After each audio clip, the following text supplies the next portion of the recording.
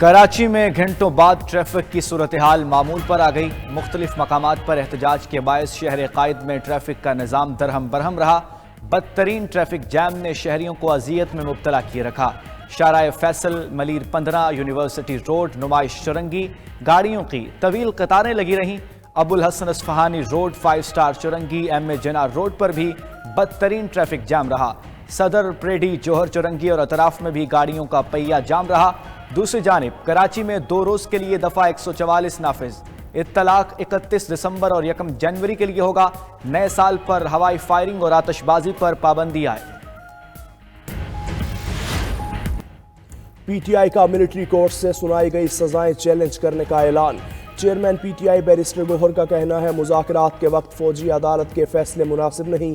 Supreme court سے درخواست ہے ملٹری کورٹ سے متعلق فیصلہ جلد کرے۔ بیرسٹر گوہر نے 9 مئی اور 26 نومبر پر عدالتی کمیشن بنانے کا مطالبہ دہرایا۔ اپوزیشن لیڈر عمر ایوب نے فوجی عدالتوں سے سزاؤں کی مذمت کرتے ہوئے کہا ملٹری کا ادارہ بطور عدلیہ کام نہیں کر سکتا۔ آئین کے آرٹیکل 7 کی نفی کی گئی۔ تمام ادارے اپنے دائرے میں رہیں گے تو ہی جمہوریت اور معیشت چلے گی۔ سانحہ 9 مئی بانی پی ٹی آئی کی سازش تھی۔ ماسٹر مائنڈ اور منصوبہ سازوں کو بھی کیفر کردار تک پہنچایا جائے۔ وفاقی وزیر اطلاعات عطا تارڑ کا کہنا ہے سانحہ 9 مئی کے مجرمان کا فیئر ٹرائل ہوا۔ شواہد کی بنیاد پر سزائیں سنائی گئیں۔ قانون کا بول بالا ہوا۔ اب کوئی ملک کی دفاعی تنصیبات پر حملے کی جرت نہیں کر سکے گا۔ پی ٹی آئی کی 31 جنوری کی ڈیڈ لائن پر عطا تارڑ نے رد عمل دیا۔ یہ کئی بار ڈیڈ لائن دے چکے ہیں، اسے سیریس نہیں سمجھتے۔ کیسز عدالتوں میں ہیں، ایگزیکٹو کیسے کسی کو رہائی دے سکتی ہے؟ حکومت نے کوئی ڈیل یا ڈھیل آفر نہیں کی۔ لیگی سینیٹر عرفان صدیقی کا کہنا ہے کسی کے بیانات نہیں، تحریری مطالبات دیکھیں گے۔ پی ٹی آئی سے بات چیت میں نواز شریف کی منظوری شامل ہے۔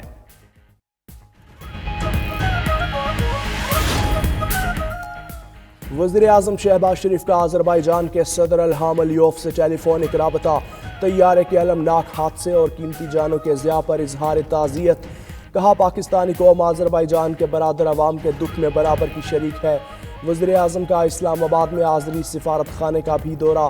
طیارہ حادثے پر تعزیتی کتاب میں تاثرات قلمبند کیے۔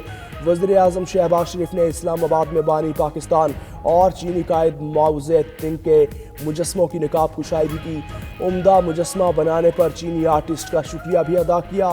تقریب سے خطاب میں شہباز شریف نے کہا پاکستان اور چین کی آل ویدر اسٹریٹجک پارٹنرشپ نئی بلندیوں کو چھو رہی ہے۔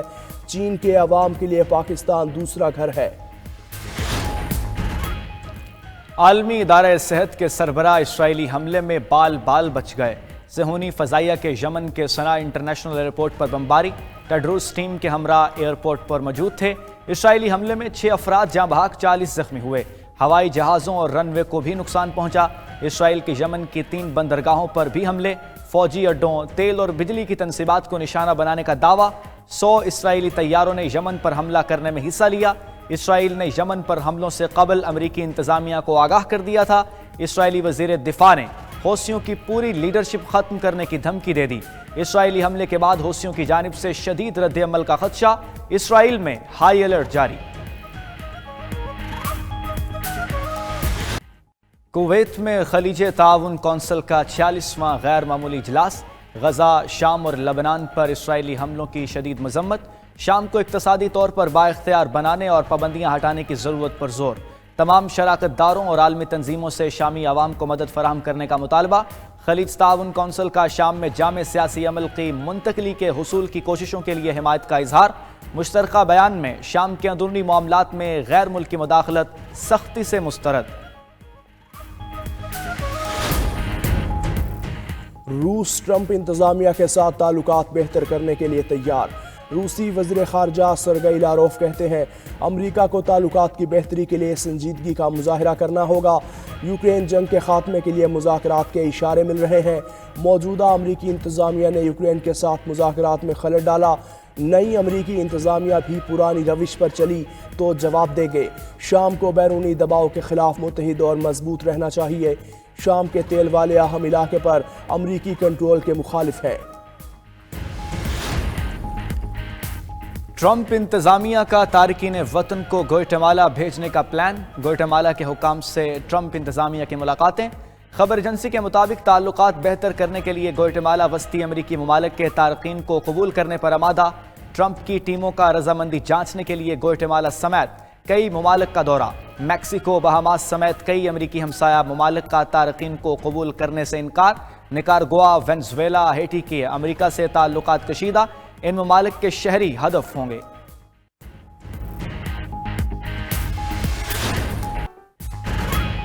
مسلم دنیا کی پہلی خاتون وزیر اعظم بے نظیر بھٹو کا 17واں یوم شہادت۔ محترمہ بے نظیر بھٹو 2007 میں راولپنڈی میں دہشت گرد حملے میں شہید ہوئیں۔ بے نظیر بھٹو کے یوم شہادت پر آج سندھ میں عام تعطیل۔ گڑھی خدا بخش میں مرکزی تقریب کی تیاریاں مکمل۔ صدر مملکت Asif Ali Zardari, chairman People's Party Bilawal Bhutto, governor K P Faisal کریم کنڈی سمیت مرکزی اور صوبائی لیڈرشپ لاڑکانہ پہنچ گئی۔ جلسہ بھی ہوگا، ملک بھر سے قافلے بھی پہنچنے لگے۔ بی بی کے مزار پر قرآن خوانی کا اہتمام، شمعیں بھی روشن کی گئیں۔ ملک کے دیگر شہروں میں بھی پیپلز پارٹی کی مقامی قیادت کی جانب سے دعائیہ تقاریب ہوگی۔ پی ٹی آئی نے حکومت سے مذاکراتی عمل مکمل کرنے کے لیے 31 جنوری کی ڈیڈ لائن رکھ لی۔ جیل میں بانی پی ٹی آئی سے ملاقات کے بعد مذاکراتی کمیٹی کی میڈیا سے گفتگو۔ صاحبزادہ حامد رضا نے کہا بانی پی ٹی آئی اپنے اوپر قاتلانہ حملے سمیت تمام زیادتیاں معاف کرنے کو تیار ہے۔ وہ اپنی رہائی کے لیے کسی سے ڈیل نہیں کریں گے۔ اوورسیز پاکستانیوں کے لیے سول نافرمانی کی کال برقرار ہے۔ بانی کی بہن علیمہ خان بولیں، بانی پی ٹی آئی نے کہا ہے کہ چاہے ان کو قید رکھیں، باقی سب کو رہا کر دیں۔ وہ ہاؤس اریسٹ بھی نہیں ہوں گے، مقدمات کا سامنا کریں گے۔ مذاکرات دو ہو رہے ہیں، ایک سامنے اور دوسرے خفیہ۔ پردے کے پیچھے والے مذاکرات میں بانی پی ٹی آئی کا ان پٹ شامل ہے۔ فواد چودھری کی 92 نیوز کے پروگرام ہو کیا رہا ہے میں گفتگو دعویٰ کیا کہ بیک گراؤنڈ مذاکرات میں علی امین گنڈاپور اور محسن نقوی کی 1.5 گھنٹہ ملاقات ہوئی۔ اس کے بعد علی امین کے اسلام آباد میں 3 ملاقاتیں ہو چکیں۔ ایک سوال کے جواب میں فواد چودھری نے کہا اگر مغرب اپنے دباؤ میں سنجیدہ ہوا تو پاکستانی معیشت کا مزید برا حال ہو جائے گا۔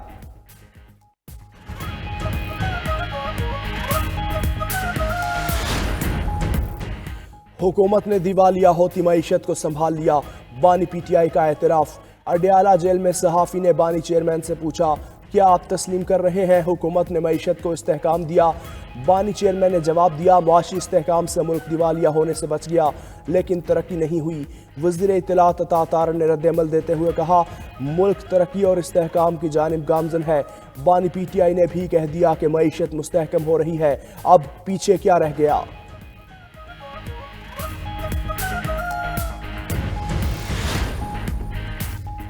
بلاول بھٹو عوام کے دل کی بات کرتے ہیں، آئندہ الیکشن میں بھاری اکثریت سے وزیر اعظم بنیں گے۔ وزیر اعلیٰ سندھ مراد علی شاہ کی سکھر میں گفتگو، کہا امریکہ ہمارے ججز پر اثر انداز نہیں ہو سکتا، اگر بانی پی ٹی آئی بے قصور ہوں گے تو رہا ہو جائیں گے۔ گورنر کے پی فیصل کریم کنڈی نے کہا 9 مئی کے ماسٹر مائنڈ کو بھی عدالتوں کا سامنا کرنا ہوگا، این آر او نہیں ملے گا۔ خیبر پختونخوا میں گورنر راج لگا تو وہ اکیلے ہی کافی ہیں۔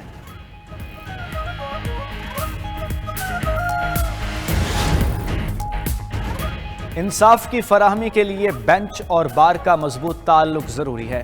چیف جسٹس یحییٰ افریدی کی بار ایسوسی ایشنز کے نمائندوں سے گفتگو۔ چیف جسٹس نے کہا عدلیہ قانون کی تشریح اور بنیادی حقوق کے تحفظ کی ضامن ہے۔ چیف جسٹس کی قانون و انصاف کمیشن کو بار ایسوسی ایشنز کو 10 لاکھ روپے کی گرانٹ فراہم کرنے کی ہدایت۔ انصاف تک رسائی اور عدالتی ڈھانچے کو مضبوط بنانے کے عزم کا اظہار۔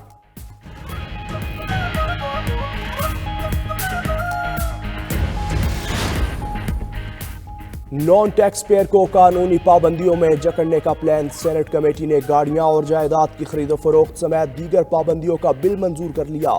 گاڑی یا جائیداد خریدنے سے پہلے نان فائلرز کی مالیت احساس سے ثابت کرنا ہوں گے، ذرائع آمدن بتانا ہوں گے، نان فائلرز بینک اکاؤنٹ بھی نہیں کھول پائیں گے۔ سینٹ قائمہ کمیٹی نے ہائی رسک افراد کا ڈیٹا بینکس سے شیئر کرنے کی شک بھی پاس کر لی۔ ٹیکس گزاروں کا ڈیٹا خفیہ رہے گا۔ کمیٹی کے ایک رکن کی 5000 روپے کا نوٹ بند کرنے کی بھی سفارش۔ ملک کی آبادی پر نادرہ اور مردم شماری کے ریکارڈ میں تضاد، نادرہ کے پاس 4 کروڑ سے زائد پاکستانیوں کا کوئی ریکارڈ نہ ہونے کا انکشاف۔ نادرہ ریکارڈ کے مطابق ملک کی آبادی 20 کروڑ اور مردم شماری میں 24 کروڑ آبادی آئی۔ وزارت داخلہ کے ریکارڈ کے مطابق 1 کروڑ سے زائد افراد کی شناختی کارڈ کی مدت ختم ہو چکی۔ شادی شدہ افراد کے 63 لاکھ شریک حیات رجسٹرڈ نہیں مگر بچے رجسٹرڈ ہیں۔ مردہ قرار دیے گئے 20 لاکھ پاکستانیوں کے پاس اب بھی موبائل سم موجود۔ 1 لاکھ افراد کی بائیو میٹرک فنگر پرنٹس وفات کے بعد بھی استعمال کیے جاتے رہے۔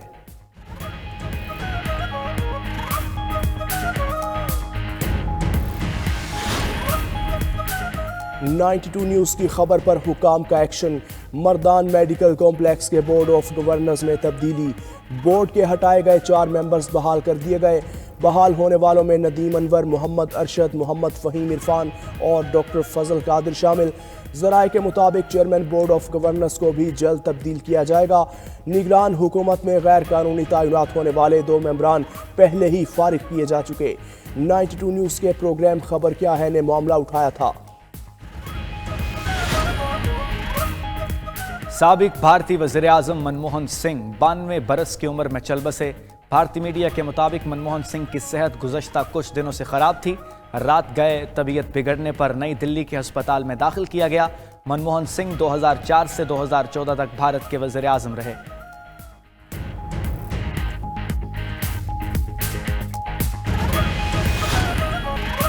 ہیں اور بھی دنیا میں سخن ور بہت اچھے، کہتے ہیں کہ غالب کا ہے انداز بیاں اور۔